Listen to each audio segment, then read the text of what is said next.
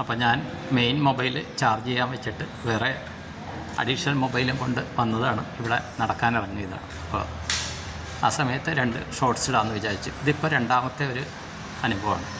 ഒരു വ്യക്തി വിളിച്ചിരുന്നു, വിദേശത്തുനിന്നാണ് വിളിച്ചത്. അപ്പോൾ അദ്ദേഹത്തെ ബ്ലെസ്സിങ്ങിൻ്റെ കാര്യത്തിനായിരുന്നു. ബ്ലെസ് ചെയ്യുന്ന സമയത്ത് കൃഷ്ണൻ്റെ പ്രസൻസ് ഫീൽ ചെയ്തു. അപ്പോൾ അദ്ദേഹത്തിനോട് അദ്ദേഹം തൃശ്ശൂർ ജില്ലക്കാരനായതുകൊണ്ട് തന്നെ ഗുരുവായൂരപ്പൻ ആയിരിക്കും എന്നാണ് വിചാരിച്ചത്. അപ്പോൾ ഗുരുവായൂരപ്പനാണോ കൃഷ്ണൻ്റെ ആണോ എന്ന് ചോദിച്ചപ്പോൾ അദ്ദേഹത്തിനൊന്നും ഫീലായില്ല. പക്ഷേ അദ്ദേഹം ഒരു സംഭവം പറഞ്ഞു.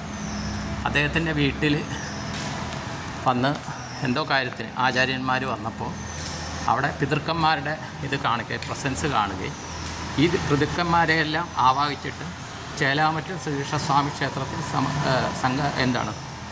അവിടെ സമർപ്പണം ചെയ്യുകയും അതോടൊപ്പം തന്നെ അവർക്ക് വേണ്ട ബലി തർപ്പണാദികൾ പോയി ചെയ്യാമെന്ന് പറഞ്ഞുകൊണ്ടാണ് ഇത് ചെയ്തത്.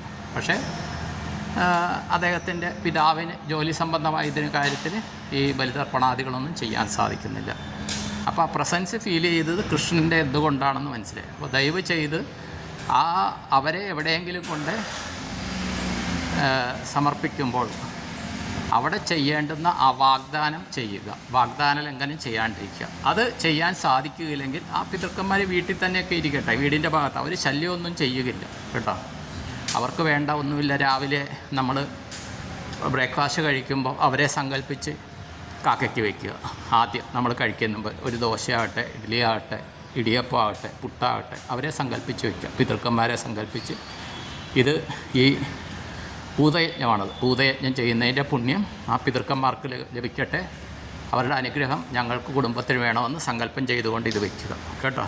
അതൊന്ന് ഫോളോ ചെയ്താൽ വളരെയധികം മാറ്റങ്ങൾ കുടുംബത്തിനുണ്ടാകും. ഓക്കെ, എല്ലാവർക്കും നന്ദി, നമസ്കാരം. All the best all. Thank you all.